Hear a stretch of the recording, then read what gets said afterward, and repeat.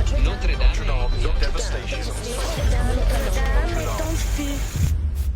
When Notre Dame burned in 2019, the world wept, not just for a church, but for centuries of memory reduced to smoke.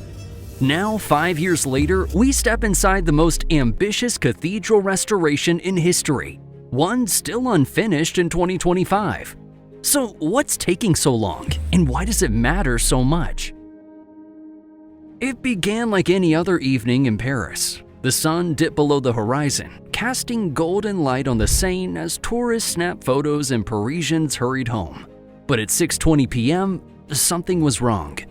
A thin thread of smoke curled into the sky above Ile de la Cité, just barely visible at first until the impossible became undeniable.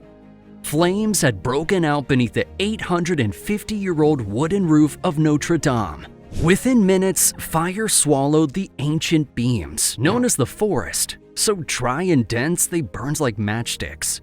The world watched in horror as the cathedral's iconic spire, once standing proud at 96 meters, swayed and then crumbled, crashing through the nave in a shower of sparks.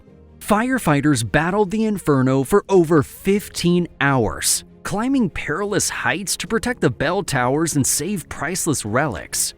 Outside, a crowd gathered, silent at first, then softly singing hymns as orange light danced across tear-streaked faces.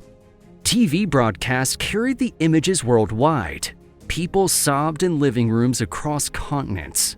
One Parisian whispered through trembling lips, "It felt like a part of us died." But even in that devastation, a miracle. The main structure stood, scarred but not surrendered. The morning after the fire, as smoke still lingered above the charred rooftop, Parisians stood in stunned silence.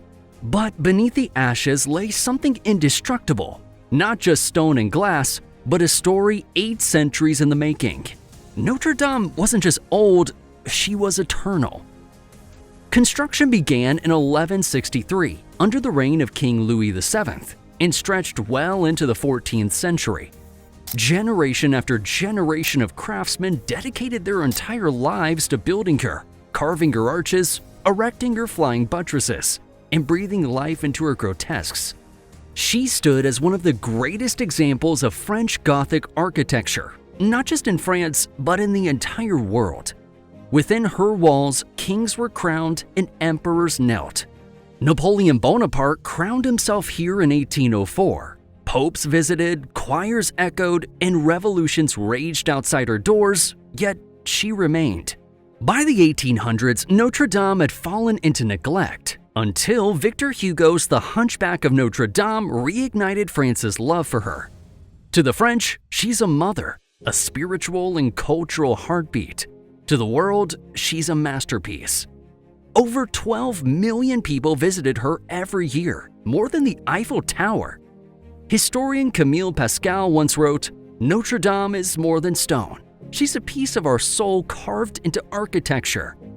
And for 800 years, that soul stood tall, until the night she almost didn't. But even a monument that's withstood centuries isn't immune to fire. As daylight revealed the full extent of the destruction, hearts across France sank. The cathedral's legendary wooden attic, nicknamed La Forêt, or the Forest because it was built from over 1,300 ancient oak trees, was gone. Centuries of craftsmanship had vanished in a single night. Worse still, the 19th century spire, once soaring above the Paris skyline, now lay shattered in the nave below. The collapse was caught live on camera, a haunting symbol of cultural loss. The heat melted the lead roof, releasing toxic fumes that lingered in the Paris air for days, and inside, everything was blackened. The grand organ with its 8,000 pipes was coated in soot. Pews were charred, paintings scorched, statues had crumbled, and what wasn't destroyed was covered in ash.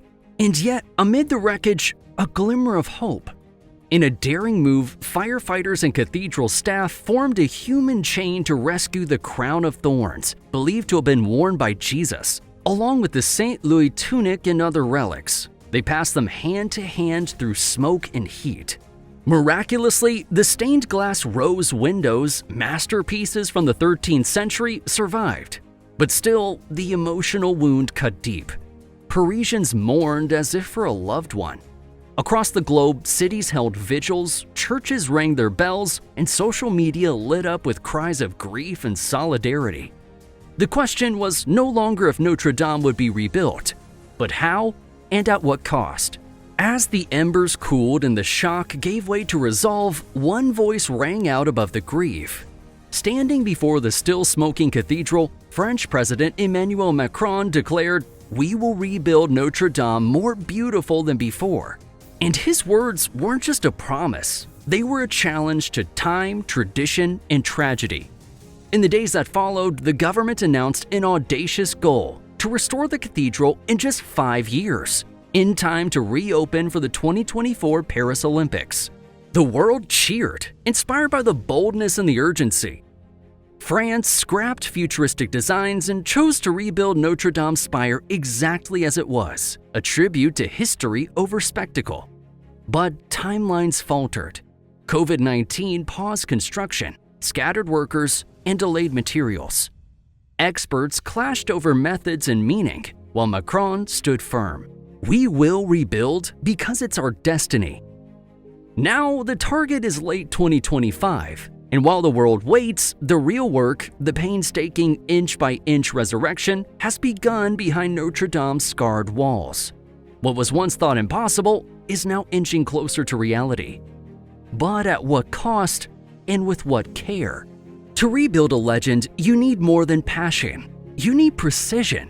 And for Notre Dame, that meant turning back the clock while leaning into the future. Behind the scaffolding and silence, an extraordinary fusion began. Medieval craftsmanship guided by cutting-edge technology. A digital miracle had quietly preserved the cathedral long before the flames arrived. In the years leading up to the fire, architectural historians had used 3D laser scans to map every inch of Notre Dame, down to the millimeter. Those scans, paired with 19th century sketches by architect Eugène Viollet-le-Duc, became the blueprint for resurrection. But even with the plans in hand, one question remained. Should they rebuild it as it was, or build it safer? Engineers found a delicate middle ground. Original materials were carefully sourced, oak from over 200 French forests to replicate the lost timber roof, and limestone from the same quarries used centuries ago. Yet inside the structure, discrete upgrades were added too. Fire-resistant beams, steel reinforcements, and seismic protections are invisible to the naked eye. Custom carpentry workshops were built in eastern France where artisans, wielding medieval tools, hand-carved beams like their ancestors did in the 1200s.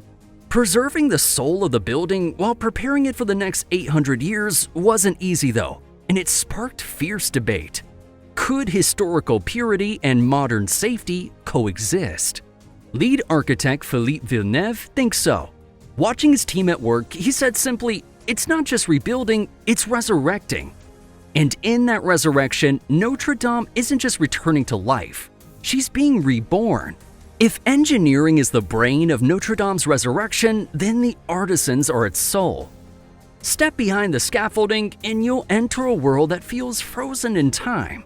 Not a construction site, but a living museum of ancient craftsmanship. Here, history isn't just preserved, it's practiced. First, there's the timber forest, the sprawling wooden framework that once held up the roof. Carpenters are rebuilding it beam by beam, using medieval tools and techniques. No power saws, no shortcuts, just axes, chisels, and pure muscle memory, the same way it was done 800 years ago. In another corner, sculptors breathe new life into broken gargoyles and angel statues. Some lost their heads in the fire, others crumbled from the heat. Now in dusty studios, artists carve their expressions back into being one strike at a time. Nearby, stained glass masters are restoring the cathedral's kaleidoscopic windows. Using 13th century methods, they mix pigment by hand, fire the glass in ancient-style kilns, and replicate the same vibrant blues and reds that once lit the nave. Even the grand pipe organ, 8,000 pipes strong, was disassembled piece by piece, cleaned of soot, and is now being painstakingly reassembled. The dust removal alone took more than a year. Stonemasons replaced scorched walls using limestone from the original quarries. Every cut's deliberate. Every corner was tested for strength and symmetry. In metal workshops and gilder stations, centuries-old skills are passed between generations. Nothing here is rushed. There's nothing mass-produced. One restoration lead described it best. It's a ballet of precision and prayer. And like any great performance, every hand, every gesture, every breath counts. After the fire, over $1.1 billion flooded in, the largest donation drive for a building ever. Billionaires, tech giants, and artisans united. Thousands worked around the clock from Paris to Poland, guided by VR and AI. Notre Dame's rebuild became a global mission to resurrect a masterpiece.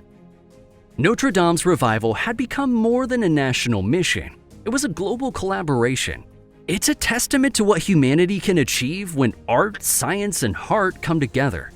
5 years on, Notre Dame is still unfinished. The spire stands, but details like gilding and clockwork remain. Inside, acoustics, lighting, and pews are still being refined. Artworks are off-site, and the organ awaits tuning. Behind the scenes, modern fire and preservation tech quietly protect this sacred, still recovering masterpiece. Tourists continue to be kept at a distance with limited access allowed for brief glimpses. Full reopening is now slated for late 2025. But as curators remind us, restoring Notre Dame isn't a deadline. It's a relationship, one that's got to be tended, guarded, and nurtured forever. And so, as the final scaffolds begin to fall and light filters once more through the rose windows, a deeper truth comes into focus. That this was never just about bricks, beams, or budgets. Notre Dame is more than stone and stained glass. She's a memory, her identity. She's the quiet faith of generations who stood beneath her vaulted ceiling through revolutions, invasions, and now fire. One Parisian put it simply, Notre Dame is our grandmother, wounded but still alive. The rebuild has kind of become a story of its own, not just of loss and recovery, but of what humanity can preserve when it slows down and chooses craftsmanship over convenience, soul over speed. In a world obsessed with the new, Notre Dame reminds us of the sacred power of the old, of how cultural memory can outlast catastrophe, and how even after collapse, there can be grace in the rebuilding. The gargoyles still watch from above, cracked but unblinking. Notre Dame stands again, bearing her scars like a crown, because rebuilding her was never just about looking back. It was and still is about giving the future something worth remembering, something that says, we were here and we cared. And that's about it. If you liked the video, give it a thumbs up. And if you want more updates, make sure to subscribe. Don't forget to click the bell icon so you don't miss any of our future videos. And don't hesitate to give suggestions for our future ones. See you in the next one.